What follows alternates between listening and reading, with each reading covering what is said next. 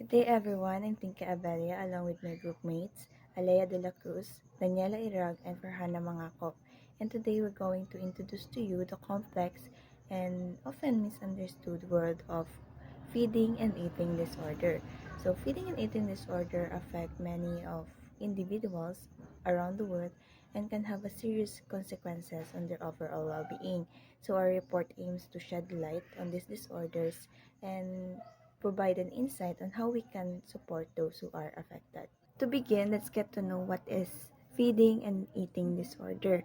So, when we say feeding disorder, it typically refers to difficulties with accepting, tolerating, and consuming food, meaning pagkakaroon ng problema sa pag-accept ng pagkain, sa pag-tolerate ng mga certain na pagkain, at sa pagkain mismo or sa pag-consume nito.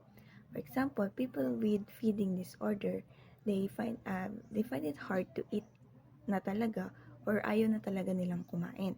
And pwede ring they find it hard to eat certain food groups like yung texture, yung smell, or yung kulay. For example, ayaw nila yung texture na malagkit. Like ayaw nilang kumain na pag yung pagkain is malagkit or magaspang. Then ayaw din nilang kumain ng food na pag yung color is yellow or green, or ayaw nilang kumain pag yung amoy ng pagkain is fishy or something. So, feeding disorder is more about the food at problem sa pagtake ng food or sa pagswallow nito.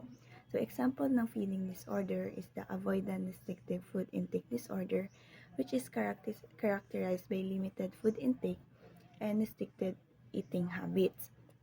So, kagaya ng sinabi ko kanina, itong ARFID is yung restrictive sa pag-eat or pag-exclude nila sa mga certain food groups like texture, smell, and color.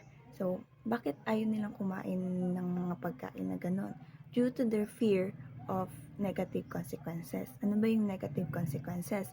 Ito na yung vomiting or choking. So, sa takot nila na masuka sila or ma-choke sila sa kanilang kinakain, marami silang food na nire-restrict sa kanilang sarili. Like example, kanina, sabi ko na ayaw nila ng magaspang na pagkain. Maybe they think na pag kumain sila ng ganitong pagkain, masusuka sila or ma-choke sila. Kaya feeding disorder, it's more about the food at sa pag-take nila ng food. So later, i-explain din ito further ng other reporter for further explanation. So, feeding disorder usually occurs sa mga infant and children. So, di ba if napapansin natin na yung mga bata, marami silang pagkain na ayaw kainin. Ayaw nilang kumain pag yung texture is ganito, yung smell is ganyan. Pero remember na hindi porket they don't eat certain kinds of food because of its texture or because of its smell, is meron na silang feeding disorder. Pero remember din na hindi sinabing wala. Because feeding disorder like avoidant restrictive food intake disorder ay ang mga disorder na usually na misunderstood at na-overlook because yung mga symptoms nito is hindi gaanong pansin kaya nasasawalang bahala na lang. Halimbawa, yung isang bata ayaw niya kumain ng ganitong pagkain because of its texture or because of its amoy. And nai-interpret lang ito ng parents na yung anak nila is picky eater lang. Hindi nila alam na it's more than that. Kaya hindi nabibigyan ng action unless lumala na at nagkakaroon talaga ng epekto sa health ng isang tao. Pero take note na hindi porket usually occurs sa mga children is sa kanila lang nangyayari because it can happen to any individuals of any age, especially sa people with development problems. So, feeding disorder is the difficulties in eating at sa pagtake ng pagkain. So, if the feeding disorder is about food at sa problema sa pagtake nito, ibahin naman natin sa eating disorder. So, eating disorder is not about the food or problema sa pagtake nito. It is a mental health condition that is characterized by abnormal eating habits that can be negatively impact a person's physical and mental health. Kapag sinabi nating abnormal eating habits, ito na yung behavior related to food consumption na hindi tulad doon sa normal nating pagkain. So, included na dito yung pagkain ng sobrang dami or pagkain ng sobrang liit and even sa pag-use ng excessive measures to control weight. One of the example of eating disorder is the anorexia nervosa. So, pahapyaw lang dahil report nito ng other reporter. So, anorexia nervosa is a disorder tungkol sa intense fear of gaining weight. takot tumaba. So, yung fear na ito is nanggaling or driven by a combination of psychological factors. So, ano ba yung mga psychological factors na yon? Including dito yung low self-esteem. So, for example, may isang babae na may katabaan and because of her weight, nabully siya. At yung pagbubuli sa kanya is caused her to lose her confidence at magkaroon ng low self-esteem. So, unti-unti na siya naging conscious sa kanyang body image at sa kanyang weight. At dahil sa takot niyang tumaba, kumakain na lang siya ng konti or eat a little and take insufficient food or do excessive exercise para hindi lang siya mag-gain ng weight. So, remember lang din na yung anorexia nervosa is hindi lang siya about sa mga tumaba, na pumayat at takot ulit tumaba. Dahil meron din mga individual na payat na takot tumaba and do the excessive things para lang hindi tumaba sa takot na ma-judge sila ng ibang tao. So, this behavior nila is cause them both physically and mentally. Kaya may nakapagsasabi na eating disorder is not about the food, but rather a coping mechanism that can wrong. Bakit? Because this disorder na-develop as a way to cope with difficult emotion, stress, and trauma. At bakit wrong? Because instead of effectively managing their issues, mas lalo pa nitong pinapalala. Imbes na ginawa mo yun to overcome or ma-solve yung issues mo, mas lalo lang nitong nadagdagan yung problemang pinagdadaanan mo. Because it has a negative consequences on physical and emotional well-being ng isang tao. Ano ba yung mga physical consequences? Ito na yung malnutrition, dehydration, and weakened immune system. Sa emotional naman, ito na yung pagkakaroon ng anxiety at magkaroon ka ng problema sa yung relationship with others. So, eating disorder is typically associated with emotional and psychological factors rather than solely on the physical challenges na related sa pagkain. Unlike sa feeding disorder na is more about sa problema sa pagkain at sa pagtake ng pagkain. So, overall, feeding and eating disorder is a condition kung saan ang isang tao ay mayroong problema sa kanyang eating habits at sa kanyang eating behavior na nakakaharm sa kanyang physical health at sa kanyang mental well-being. This can include things like na-mention ko kanina, yung pagkain ng sobrang dami or pagkain ng sobrang konti or even pagkakaroon ng unhealthy thoughts and behavior na related sa pagkain. So, these disorders can affect or can have a serious consequences on a person's body and mind, making hard for them to function normally on their daily lives. So, eating and feeding disorder can affect both physical and mental health ng isang tao. To proceed, let's go on to the different eating and feeding disorder. So first in the list is the pica disorder. So are you craving the unusual? So pica disorder is a eating disorder which a person is compulsively eating a non-food and non-nutrient items. When we say non-food, ito na yung mga hindi nakakain or dahil hindi sila pagkain. And non-nutrient naman ay yung mga food na walang nutritional value or benefits sa body. When we say compulsively eat, sabihin wala silang control sa pagkain dito. Included na dito yung pagkain ng ice, ng dirt, ng ash, ng paint chips, at kahit ano pang mga bagay na hindi nakakain. So, pica can be normal as usually ito nangyayari sa mga bata.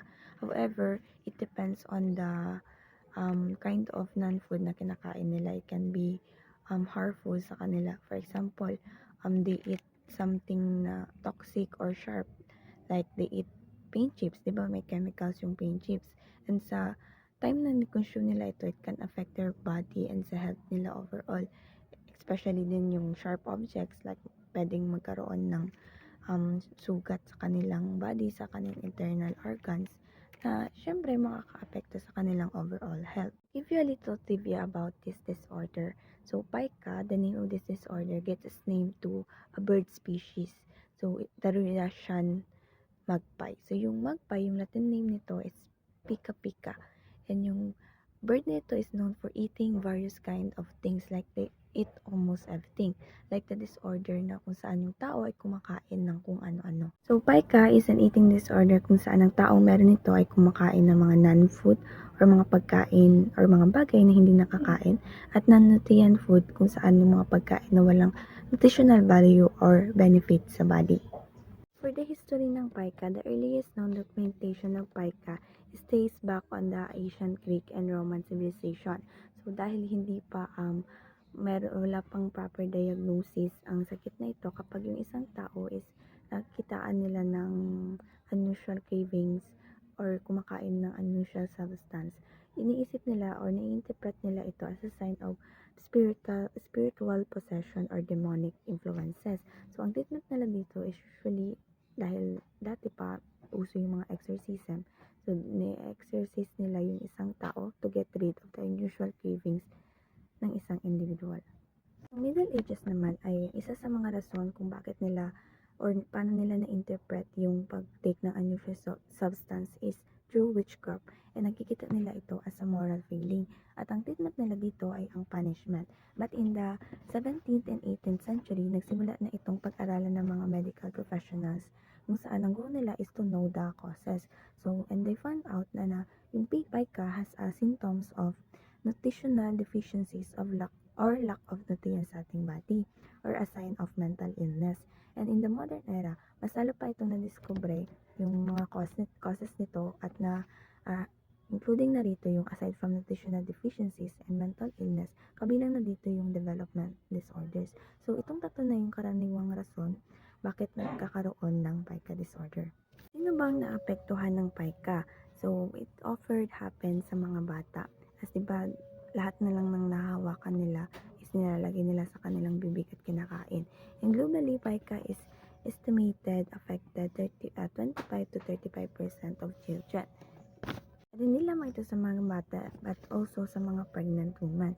And this is because of the hormonal change and nutritional deficiencies where they crave so much things or too much things at tinatayang 65% of pregnant women around the world ang merong pica. And lastly, people with certain mental health conditions. So, yung conditions, especially yung merong autism spectrum disorder or people with intellectual disabilities, and even mga tao merong schizophrenia. So, because of their condition, hindi nila na-identify kung ano ba yung nakakain sa hindi nakakain. Itong disorder na ito ay hindi gaano nabibigyan ng pansin as yung mga adult na meron nito ay hindi nila usually sinasabi sa kanilang doktor dahil nahihiya sila. Nahiya silang masabi na kumakain sila ng ganito, ng ganyan. Kaya hindi nila yun kinokonsult sa kanilang doktor. Samantalang sa mga bata naman, parang na ito na part lang ng kanilang development, diba? Kaya nang sinabi ko kanina na yung mga bata, kung ano yung nahawakan nila, nilalagay nila sa kanilang bibig at kinakain. So, parang hindi na ito nabigyan ng pansin yung disorder na ito. At itong pica disorders, maraming epekto sa katawan ng tao. Pero nakadepende pa rin ito sa kung ano ang kanilang kinukonsume, kagaya ng sinabi ko kanila. For example, kumakain ng isang tao ng hair. It can be dangerous kasi pagkakaroon nito, it can cause to block or stuck in the digestive tract kung saan magkakaroon ng blockage at pwedeng magkaroon ng damage sa iyong internal organ. So, for example, rin dito yung dirt. When we consume dirt, pwede tayong mag-consume ng parasite na makaka-harm din sa ating body.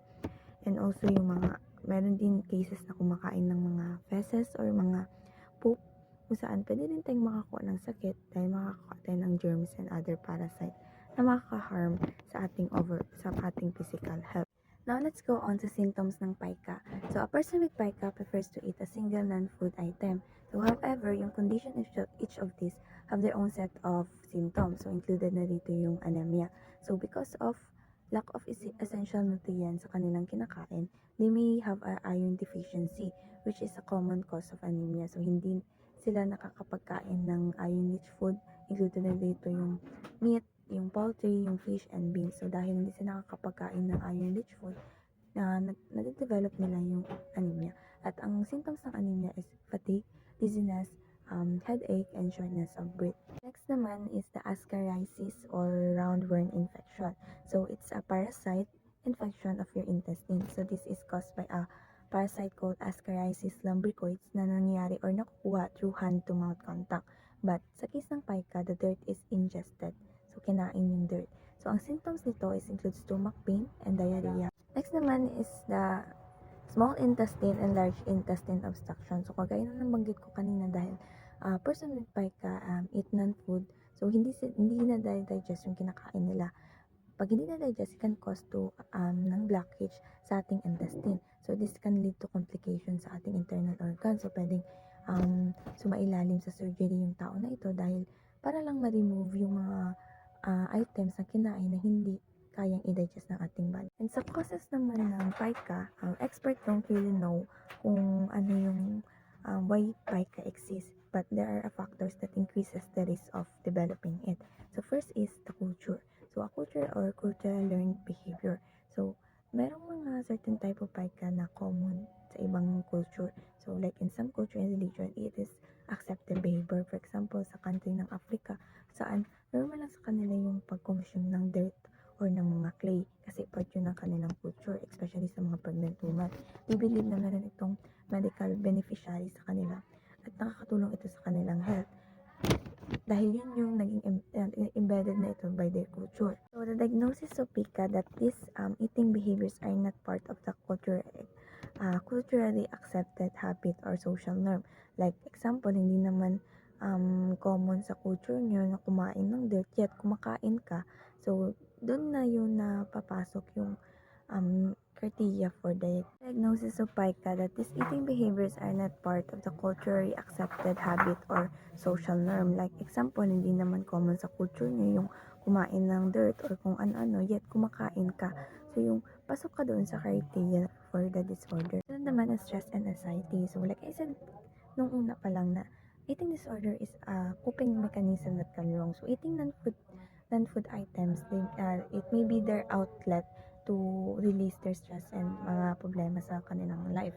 So, nafe-feel nila na solve yung kanilang problema or na relieve sila sa mga feelings na nararamdaman nila when they eat this kind of item. So, it's their way to cope sa kanilang emotions and stress. Sumunod naman is nutritional deficiencies. So, people who show sign of pica and have a mineral deficiencies in their diet like low in iron, zinc, and calcium as they eat non-nutrient food. For example, nito yung pag-crave ng ice. So, ice is a non-nutritive food at ang pag-crave ng ice is a sign of anemia. So, the body crave ice in response to lack of oxygen, releasing the tissue due to the low hemoglobin level. Next, let's go on naman sa diagnosis ng pica. So, paano nga ba na-diagnose ang pica disorder? So, first, the time. So, to be diagnosed, it requires na yung isang tao is persistent yung pagkain ng item sa loob ng isang buwan. Like, persistent, sabihin tuloy-tuloy, walang hinto-hinto sa loob ng isang buwan. Like, sa loob ng isang buwan, patuloy nilang kinakain yung isang item like dirt. One is mental development. So, dito naman, if the person is may kakayahan na maka-distinguish ng mga bagay na nakakain sa hindi at mga pagkain walang nutritional value, yet kumakain pa rin ng mga non-food, dito na sila pasok sa criteria ng pica. Like wala naman silang development disorders or at normal naman silang lumaki. So naman is social and cultural factor. So if the person has no social or cultural background ng pagkain ng mga bagay na hindi nakakain o hindi sila belong doon sa culture na for example kumakain ng dirt but still eat dirt, pasok din sila sa criteria ng pica. Like yung example ko kanina about sa African countries na common lang sa kanila yung pagkain ng dirt kasi part na yun ng kanilang culture kasi they believe na meron itong benefit sa kanilang body. Pero pag wala namang ikong background or wala naman sa culture no or sa religion yung pagkain ng mga ganito or ganyan, yet you're eating, then you're pasok na sa criteria ng pica. No medical and mental health condition. This means pica isn't happening because of any other condition. Like walang existing other condition na nakapag-influence on pica to develop. Example, sa autism, hindi ka part ng disorder na ito. Then, yet, kumakain ka ng mga non-food items like hindi mo ma-distinguish kung ano yung nakakain sa hindi nakakain. So, part ka na din dun sa criteria. For the treatment ng pica, so, pag sa pregnant woman, nawawala lang ito eventually. At sa mga children naman, nawawala din, especially when natutunan na nila or natuturo na sa kanila yung pinagkaiba ng mga edible and non-edible items. And for the people naman na may intellectual disabilities, removing problematic items and supervision is important for them to not eat those non-food items. But the main treatment talaga for pica is therapy. So, meron tayong example ng mga therapy dito. First is yung mild aversive therapy. So, itong method na ito ay involves in teaching people to avoid pica behaviors using mild aversion or consequences. So, to teach people to avoid non-food at magkaroon sila ng award for their healthy eating habits. So, for example, pag kumain sila ng non-food, meron silang consequences na pwedeng gawin sa kanila. At pag natutunan naman nilang to avoid this kind of non-food item, simple lang therapy is a mild aversive therapy. So, yung method na ito, involved dito yung teaching people to avoid pica behavior using mild aversion or consequences. For example, when they eat non-food items, so, kung nagkain sila ng dirt or kumain sila ng break or ng paper clips, meron silang consequences na matatanggap. And kabaligtaran naman, when they eat a proper meal or kumain sila ng tamang pagkain, meron silang reward. Next is the behavioral therapy. So this therapy method involves teaching a person coping mechanism and strategies to help them challenge their behavior. Like they help to them to have a healthy eating routines and address negative talk. So ang healthy coping mechanism para dito is to kumain ng matutunang kumain ng 3 times a day with proper meal and other also exercise to reduce stress. Next is differential reinforcement. So people learn to avoid pica behavior by focusing on their behavior and activity. So dito like pag nakakain sila ng appropriate food, meron silang mga positive reinforcement or meron silang mga award. And kapag kumain naman sila ng non-food items, meron ng consequences. So, parang same lang din siya doon sa mild adversive therapy. So, dito, ma-address yung kanilang behavior and yung mga activities na pwede nilang gawin para magkaroon ng healthy eating habits. Now, let's proceed naman sa rumination disorder. So, rumination disorder is a feeding and eating disorder in which undigested food comes back from a person's stomach into his mouth. So, people with rumination disorder, yung mga pagkain na kinain nila na napunta na sa kanilang stomach is pabalik sa kanilang mouth. At kapag bumalik ito sa kanilang mouth, it's either ngayain nila ulit or ilulunok ulit or pwede rin iluluwa. Nangyayari to every after meal or pagkatapos kumain ng taong merong rumination disorder. So, after nila kumain, yung mga kinain nila is aakyat ulit. It's either ilunok nila, isusuka, or iririchew. So, yung mga food na ni-take nila is or nasuka nila is hindi naglalasang sour or bitter. Kasi diba, if meron napapansin nyo, meron tayong mga suka na very mapait, yung kulay orange. Kaya siya mapait kasi na-digest na siya, nagalot na siya, or na-mix na siya sa ating stomach acid. So, yung food na nilabas ulit ng taong with rumination disorder is hindi pa siya lasang bitter kasi hindi pa siya na-digest. So, people with rumination disorder is yung mga undigested food comes back from their stomach at pupunta ito ulit sa kanilang mouth. So, ang tawag doon sa pagkain na nagkain natin na galing sa ating stomach at napunta ulit sa ating mouth is regurgitation, also known as reflux. So, this act of regurgitation can be learned or intentional act or can be unintentional. So, pag sinabi natin intentional, paano ba nila yun nagagawa? So, nagagawa nila by inducing or pinapavomit nila yung kanilang sarili. Usually, ginagawa ito ng mga tao na may eating disorder like anorexia nervosa to control their weight. So, paano nga ba? So, yung mga acts sila na, if you know, sa anorexia nervosa, yung pinapasok nila yung finger nila sa kanilang mouth para malabas nila yung kanilang kinain. So, sino-sino ba yung nagkakaroon ng rumination disorder? So, this disorder can occur to usually sa mga babies at sa mga people with developmental disabilities. But remember, it can occur to any ages. So, sa case ng adult, yung mga adult na merong higher level of stress and anxiety, they are at the higher risk of getting rumination disorder. Dating naman sa symptoms, isa sa mga symptoms ng rumination disorder yung palagi ang pag-regurgitate or pag-retune ng mga food.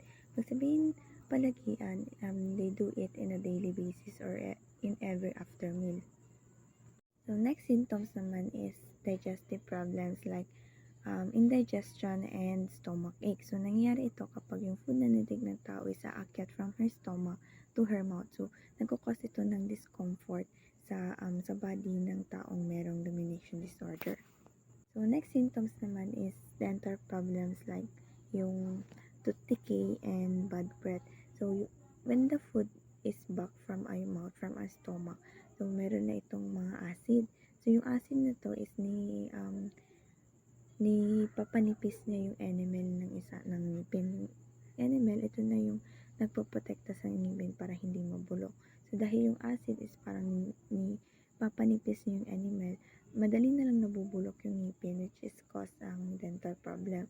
So, dahil sa pag-akyat ng mga kinain natin back from our mouth, na tutunaw nito or napapanipis nito yung ating ngipin at nagkakos of tooth decay. Next symptoms is weight loss. So, dahil usually ay sinusuka ng mga tao na may rumination disorder yung food na kinakain nila, nagkukos ito ng weight loss dahil wala na talaga silang nutrient at food na itinitake. Ano nga ba yung mga causes ng rumination disorder? So, sa rumination disorder, yung causes nito is hindi pa talaga alam at hindi pa alam kung saan talaga or bakit ito nag-i-exist. But, merong mga cases na na-develop ito because of emotional problems at yung taong ito ay sumasailalim sa stressful event or past traumas. People with emotional problems or merong stress yung usually nakaka-develop ng rumination disorder. At sa diagnosis naman, rumination can be diagnosed based sa medical history or physical exam. But in DSM-5, merong mga criteria na dapat ma-meet yung person na yun to be diagnosed ng rumination disorder. So first is repeated regurgitation of food over a period of at least 1 month. Sabihin repeated, sabihin pa ulit-ulit na nangyari sa loob ng isang month. Second, repeated regurgitation is not due to gastrointestinal or other medical condition. Like, walang ibang factor or condition na nag-make sa tao to regurgitate. Like, hindi ito na-influensyahan ng ibang conditions. If eating disorder is occurred together with other mental health condition, the symptoms may be severe enough to be diagnosed kasi when we deal with someone na merong other mental health condition, mahirap siya pansinin or mahirap siya matukoy. So, the symptom must be severe enough na nakaka-apekto na talaga ito sa health ng isang tao bago ito ma-diagnose. And for the treatment, so, paano nga ba ginagamot or paano ba malulunasan ang rumination disorder? So, for the main treatment ng rumination disorder is the behavioral therapy. So, ito yung ginagamit to stop regurgitation. And the behavioral therapy na ginagawa is usually is diaphragmatic breathing. So, ang ating diaphragm is isang malaking dome-shaped muscle na located sa base ng ating lungs. So, itong diaphragmatic breathing is intended to help to relax your diaphragm and use it to correctly while breathing to strengthen it.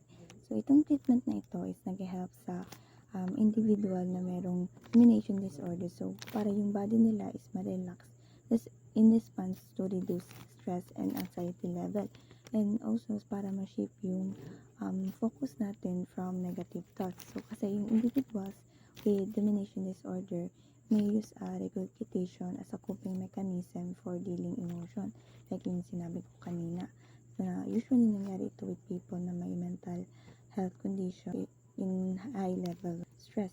So, paano ba natin ito may iwasan? So, we need to reduce the risk of rumination by learning positive coping mechanisms and strategies for stressful situation like exercise para ma-reduce yung stress.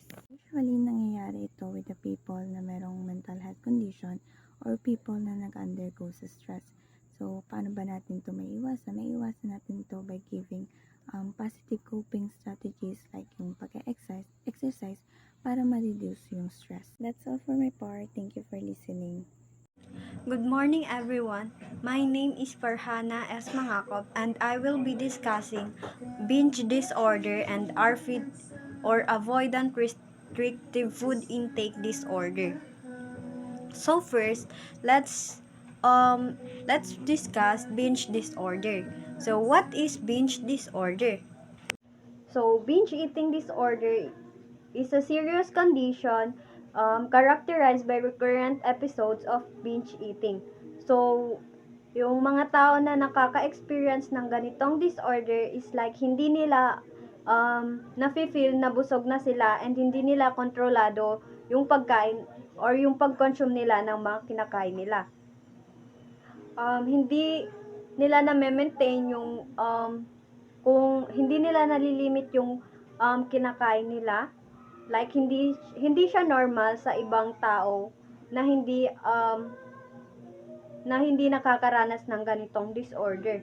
Sobra-sobra yung pag-consume nila ng food, then after that is makaka-feel sila ng guilt or maiinis sila sa sarili nila for having that disorder.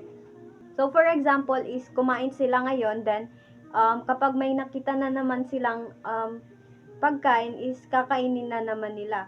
So, unlike sa ibang disorder, yung binge disorder is kahit na sobra-sobra yung pagkain mo is hindi sila nasusuka or hindi sila nakaka-experience ng purging. So, yung bad is more than just overreacting.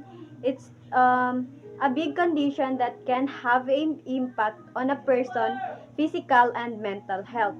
Now, let's proceed to the symptoms of binge eating disorder. So, first symptoms of binge eating disorder is eating much more rapidly than normal. So, this symptom shows na maraming kinakain yung may disorder na ganito and kada minuto or oras is kumakain siya. Hindi niya nararamdaman na busog siya and binabaliwala niya yung lasa or taste nung kinakain niya, pero hindi naman siya nasusuka or hindi siya nakakaroon ng purging unlike sa ibang disorder. So, second is eating until uncomfortably full. So, one of the symptoms din is even busog na busog ka na, if may makita kang pagkain is kakain ka pa rin.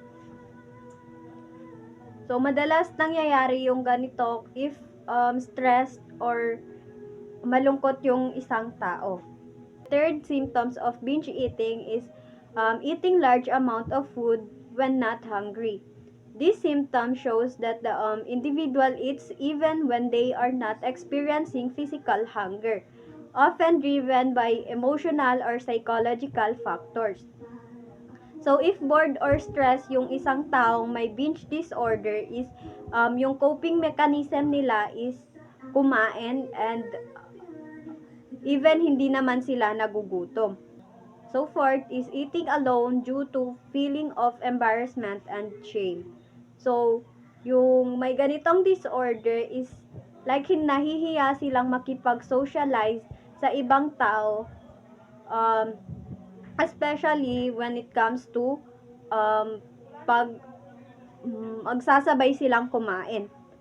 So, ayaw nilang makipag-socialize kasama yung ibang tao. Like, umiiwas sila na ma-judge sila or may masabi yung ibang tao na negative kasi marami silang nako-consume na pagkain and hindi naman sila aware doon. So, next is feeling guilty or disgusted with oneself after I binge. These symptoms indicates that the individual experiences negative emotion after consuming large amount of food, often feeling regret or self-criticism. So, after nung binge eating disorder is yung isang tao is nagagalit sila sa sarili nila for eating too much, then i-criticize nila yung sarili nila for having that disorder. So next is hiding food and eating in secret. So like eating alone na symptom is pareho sila dito. So yung isang tao is magtatago siya para kumain and para walang makakita sa kanya for to avoid judgments na makukuha nila sa ibang tao or yung mga negative thoughts ng mga tao about sa symptoms or disorder niya na ganun. So, lastly, eating in response to emotional. So, this symptom shows that the individual use food is as a coping mechanism to deal with emotions such as stress, sadness, or anxiety. So, sa sinabi ko kanina is yung coping mechanism nila is kumain or yung food na favorite nila is yun yung magpapagaan ng loob nila if stressed or malungkot or nagkaka-anxiety sila. So those are symptoms of binge eating disorder. So now let's proceed to treatments of binge eating disorder. So first is avoid skipping meals. So skipping meals can lead to low blood sugar levels, making you feel extremely hungry later. This often result in overeating when you finally do it. So it's like if nag-skip ka ng breakfast, mas mafe-feel mo yung gutom when it's time to lunchtime. And it can lead na mag-overeat ka or mas piliin mo na kumain ng mga unhealthy na pagkain kasi hindi mo na-feel na nabubusog ka or marami ka nang na-consume na pagkain. So, second is avoid emotional eating. Emotional eating occurs when we eat in response of feeling rather than hunger. So, importante talaga na malaman natin kung anong food yung nagtitrigger sa atin para maiwasan natin yon. For example is, if stress ka and yung hinahanap mo is ice cream, then try mo na mag-deep breathing or maglakad-lakad para ma-manage mo yung stress mo without overeating. So, third is avoid food triggers. So, like sa emotional eating, is certain food can trigger our cravings na magli-lead sa overeating. So, need natin na malaman kung ano yung madalas na nagtitrigger sa atin para ma-less or maiwasan natin para hindi na natin maranasan yung binge disorder. So, for example, always may chips sa bahay nyo and you find yourself na yun yung favorite food mo if nanonood ka ng TV. So, instead of that, pwede mong itry na hindi siya bilhin or keep them out of your sight para ma-reduce yung temptation mo sa pagkain nun. So, fourth is avoid eating alone. So, eating with others can make meals more enjoyable and promote mindful eating. It's easier to overeat when you're alone and distracted. So, for example, if you usually eat dinner alone while watching TV, try sharing meals with family or friends. So, this encourage conversations, attention to what you're eating, making you less likely to overeat. So, that's the symptoms and treatments of binge disorder. So, if you or someone you know is struggling with binge disorder, it's important to seek professional help. Treatment can include therapy, national counseling, and medication, and can help individuals develop healthy coping mechanism and regain control over their eating. So now let's proceed to avoidant restrictive food intake disorder. So this is an eating disorder that affects a person's relationship with food and can lead to serious health issues. So let's proceed or let's explore the RFID and its symptoms and effective treatments strategies of this disorder. So what is RFID? RFID is characterized by a persistent lack of interest in eating or an avoidance of food due to sensory issues, fear about choking, or concern about vomiting. This disorder can lead to significant weight loss, nutritional deficiencies, and social isolation. So, yung disorder na to is opposite naman siya sa binge disorder. If sa binge is kain ng kain yung isang tao, dito naman sa RFID is hindi masyadong kumakain yung isang tao kasi mapili sa pagkain, which is nagli-lead sa pagiging malnourished ng isang tao. So, what are the symptoms of RFID? So, first symptoms of RFID is significant weight loss or failure to gain weight. So, this is one of the symptoms of this disorder. It's like individual may avoid certain food or eat very little, leading to noticeable weight loss or stunt growth in children. So, yung may disorder na ganito is sobrang konti lang yung mga kinakain kahit anong ihain mo sa kanila, either hindi nila kakainin or konti lang yung kakainin nila doon. So, for example, yung bata is nasanay na ang laging kinakain is hotdog, eggs, or chicken. Then, if bibigyan mo sila ng ibang pagkain, hindi sila kakain kasi yung hahanapin nila is kung ano yung nakasanayan nila. Kapag bigyan mo ng vegetables, hindi nila kakainin, tas pag hindi nila nakuha yung gusto nila is magta-tantrums sila, kaya yung ending is mabibigay mo kung ano yung gusto nila. So, the second is nutritional deficiencies. So, limited food intake often result in deficiencies in essential vitamins and minerals, which can impact overall health. So, yung kaunting pagkain nila ng foods is nagkakos nagkukulang sila sa mga vitamins kasi hindi sila nagkakaroon ng nutrients sa katawan nila na nagiging sanhi ng pagiging malnourished nila. So, the third symptoms is sensory sensitivities. So, many people with RFID experience strong aversions to the texture, smell, taste, or appearance of food, making it difficult to enjoy a balanced diet. So, for example, kapag hindi nila gusto yung texture, smell, or yung color ng pagkain is i-refuse talaga nilang kainin kasi ang nasa isip nila is masusukan nila yung masusukan nila kahit na hindi pa naman nila na-try tikman yung pagkain na yon. So kapag ganun, is sure talaga na hindi na nila kakainin kapag makita pa lang nila yung color na green. For example,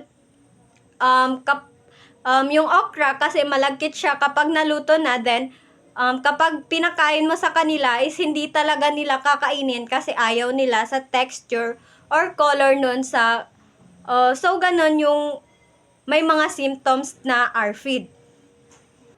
So the fourth symptoms of this disorder is fear of choking or vomiting. This fear can be overwhelming and may lead individuals to avoid certain foods altogether, even those they might have previously enjoyed. So, yung isang tao is i-avoid nila yung mga pagkain na sa tingin nila mahirap lunukin or nguyain, like meat or certain fruits, dahil na rin sa takot na ma-choke or masuka sila. Fifth is social isolation. RFID can cause individual to avoid social situation that involve food, leading to feeling of loneliness and anxiety. Implementing calming practices such as deep breathing or playing soft music during meals can help reduce anxiety and create a more positive mealtime experience. So, like sa binge disorder na lumalayo sila sa ibang tao para hindi sila ma-judge, is meron din sa RFID, which is pwede siyang hindi makipag-socialize sa ibang tao in terms of food para hindi rin ma-judge, pero mas mafe-feel talaga nila dito na mag-isa lang sila. Alam naman natin na kapag mag-isa lang tayo, pag mag-isa lang tayong kumakain, feeling natin hindi natin na-enjoy yung kinakain natin and minsan nawawalan tayo ng gana. Ganon din dito sa ARFID disorder. Mafe-feel mo talaga na lonely ka kapag hindi naiintindihan ng ibang tao yung situation mo. So, may case study na ganito. And may napanood din ako about sa isang batang babae na may ARFID. Yung name niya is Hannah. Si Hannah is siya nga is may ARFID, which is taga-US siya.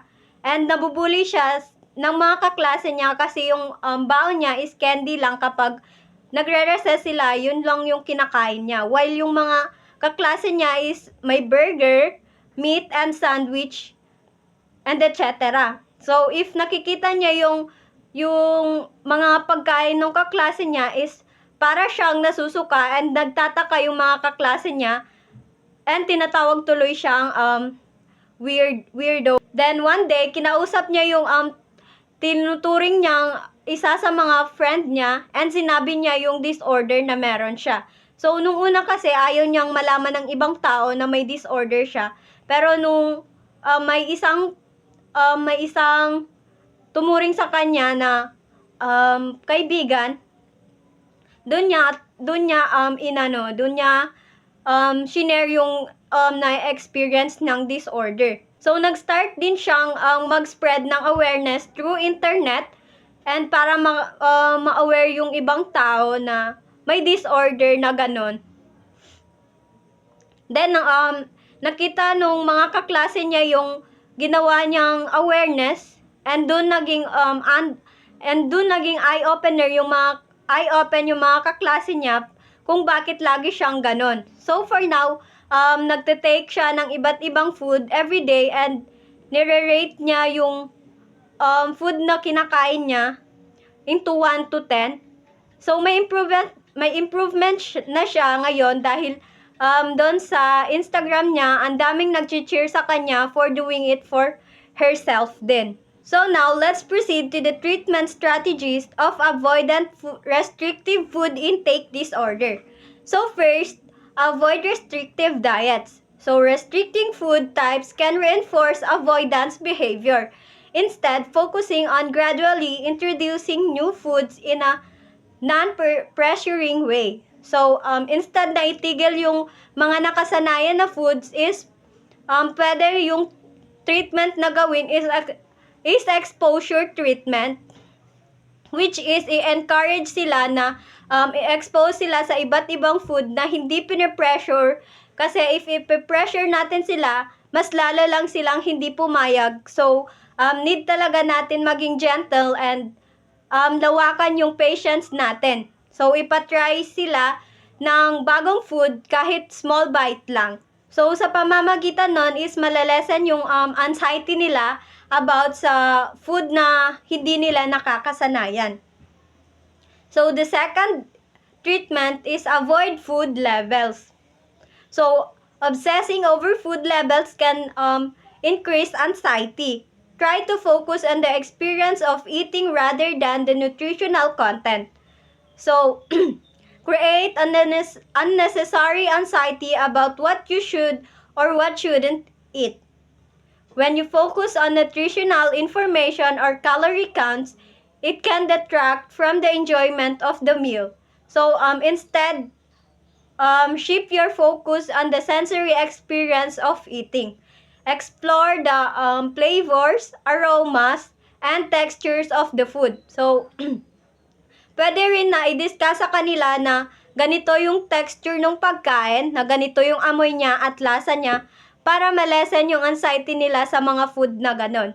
So, yung ganitong treatment is mas ma-encourage niya yung mga taong may ARFID na ma-appreciate and ma-enjoy yung pagkain na hindi sila na-i-stress sa mga rules ng dietitian. So, the third is avoid pressuring yourself. So, putting pressure on yourself to eat can make the situation worse. Aim for a relaxed approach to meals. So, like sa case study ni Hannah, yung approach na ginawa niya is nag-try siya ng iba't ibang foods every day para ma-less yung anxiety niya and para hindi siya naduduwal. So, nag-set siya ng goal na mag-try siya ng new foods araw-araw without pressuring herself na ubusin lahat nung nasa plate niya. So this allow her to explore new tastes at her own pace and removes the pressure to finish everything in her plate. Showing a more positive relationship with her food. So, the fourth one is avoid eating alone. So, sharing meals with family or friends can create supportive environment and make eating more enjoyable. Encouraging family meals or having a trusted friend join for lunch can create a more positive and less intimidating environment for eating. So, yung ganong approach is hindi niya lang nagagawang maging enjoyable yung experience ng isang taong may RFID, but also na-encourage niya rin to na makipag-socialize sa iba't ibang tao na makakatulong sa kanya para mabawasan yung stress niya about sa mga pagkain kinakain niya. So, the last approach is avoid mealtime stress. So, stressful mealtimes can trigger avoidance behaviors. Creating a calm and pleasant atmosphere during meal can help reduce anxiety. So, yung pag-i-implement ng calming practices like deep breathing or pagpe-play ng soft music during meals is makaka-help na ma-reduce yung anxiety ng may ganitong disorder.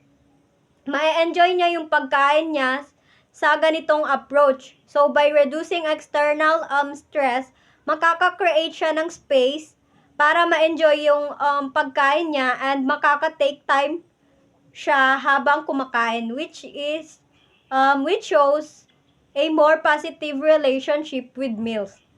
So, RFID is a more serious condition that requires understanding and support. If someone is struggling with these symptoms, seeking help from a healthcare professional can make a significant difference. So that's all for my report. Thank you for listening. Good day and good morning everyone, especially to you ma'am. I'm Alea de la Cruz, the fourth and last reporter of Group 9 na may main topic na feeding and eating disorders. So this time, we're going to discuss the last part of our topics, which is the other specified feeding or eating disorder or yung OSFE. And overall conclusions ng aming topic. So, ano nga ba ang disorder na ito? Ano yung mga causes niya, mga symptoms, and treatments? So, ang OSFED or other specified feeding or eating disorder, it is a clinical category of disordered eating that describe individuals suffering from maladaptive thoughts and behaviors na related siya sa food, eating, and body image. But, hindi nito na-fully meet yung any of the disorders diagnostic ng feeding and eating disorders tulad ng sa anorexia nervosa and bulimia nervosa. So, may 5 tayong main types ng other specified feeding or eating disorders. Una, meron tayong atypical anorexia nervosa, bulimia nervosa of low frequency and or limited duration, binge eating disorder of low frequency and or limited duration, purging disorders, and the night eating syndromes. So let me discuss atypical anorexia nervosa. All of the criteria for anorexia nervosa are met except that despite significant weight loss, so sa condition na ito, na namimit niya yung all criteria for anorexia nervosa but individuals maintain their body weights that is within or above the normal range, they exhibit significant weight loss and fear of gaining weight. Example nito is some individual na may weight of 130 pounds, so sa kabila ng normal nila na timbang, so sobra silang nagre-restrict in terms of food kasi takot or andyan yung fear nila na tumaba, umiiwas sila sa mga high calorie na foods and nag-exercise sila ng sobra-sobra kahit na hindi naman sila overweight or underweight. So, bulimia nervosa of low frequency and or limited duration. All of the criteria for bulimia nervosa are met except that the binge eating and inappropriate compensatory behaviors occur on average less than once a week and or less than 3 months. So, sa low frequency, the binge purge cycle may happen less than once a week. Example is someone might experience these episodes only a few times a month. And sa limited duration naman, refer siya to the period during which the symptoms occurs. Like an individual might exhibit these behaviors for a few months but not an extended time. Example nito is if a person who occasionally binge eats and purge, doing so once every couple of weeks for a few months, they may not meet the criteria for the full diagnosis of bulimia nervosa due to the infrequency and shorter duration of the behavior, pero they still struggle with unhealthy eating pattern and body image issues. Binge eating disorders of low frequency and or limited duration. All of the criteria of binge eating disorder are met except that the binge eating occurs on average less than a week and or less than 3 months. And for low frequency, binge eating episodes may happen less than once a week. For instance, a person might binge eat only a few times a month, and sa limited duration naman, nagre-refer siya on how the persons has experienced these episodes. Like an individual might have binge eating episode for few months but then return to the normal eating patterns. Example nito is consider siya to someone who occasionally eat large amount of food in a short time. Like sabihin na lang natin like once every few weeks, they might struggle with feelings of guilt or distress during those episodes, but they don't engage in binge eating regularly or for a long time. So next naman is purging disorders. It is recurrent purging behaviors that influence weight or shape in the absences of binge eating. So sa purging behaviors, this may include vomiting, diuretics or enemas, as well as excessive exercise. Absences of binge eating, individuals with purging disorders do not engage in episodes of binge eating. They may eat normally or even restrict their intake but still feel the need to purge. Focus on weight and shape. Individuals often have a preoccupation with their body image and may feel intense anxiety about weight gain. In short, ito yung mga tao na nag-struggle with their relationship in terms of foods and body image. So, purging disorder can lead to serious physical health and mental health issues including electrolyte imbalance and anxiety disorders. And the last one is the night eating syndrome. So, it is recurrent episodes of night eating as manifested by eating after awakening from sleep or excessive food consumption after the evening meal. So, individual with night eating syndrome, frequently nagko-consume sila ng a large amount of food during the night, often after awakening. So, after awakening sa pagtulog, and may inability sila to control eating during these episodes. And siguro yung iba may mga insomnia or sleep disturbance na nagko-contribute to nightmare eating dahil na din siguro sa di makatulog. So, proceed naman tayo to discuss the causes of OSFED. Other specified feeding or eating disorders, meron tayong iba't ibang causes of OSFED. Isa na din dito yung psychological factors, sociocultural influences, environmental factors, and yung dieting behavior. So, sa psychological factors, include na dito yung anxiety, depression, and low self-esteem na nagko-cause sa pagkakaroon ng isa sa mga disorder na include sa OSFED or other specified feeding or eating disorders. And sa sociocultural influences naman, include na dito yung pressures. So, napre-pressure ka, it is because kakaiba ka sa kanila or like, yung body image mo is different to another individual. And isa na din dito yung media portrayals for ideal body types and cultural attitudes toward weight and appearance na nagkakos or nagko-contribute ng pagdevelop of disordered eating patterns.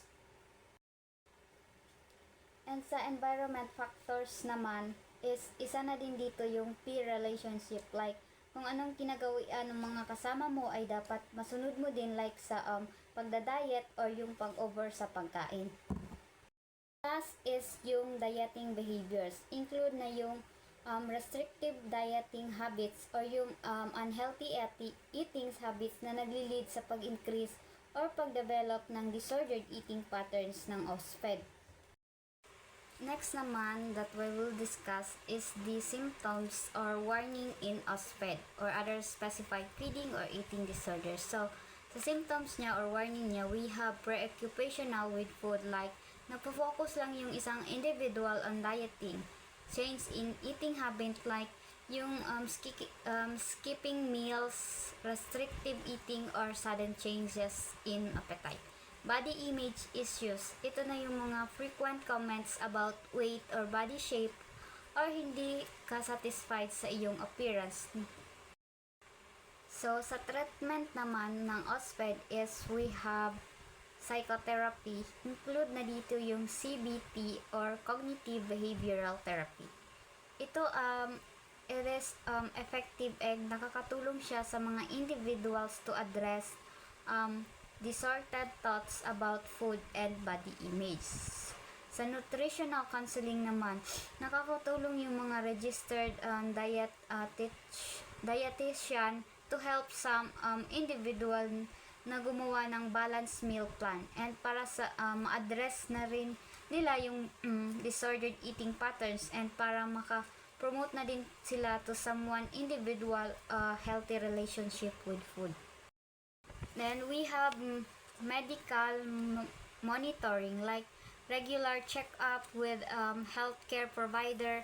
Essential din ito para ma-monitor yung physical health of some individuals and para ma-address na din nila sa mga tao yung mga ibang medical complication.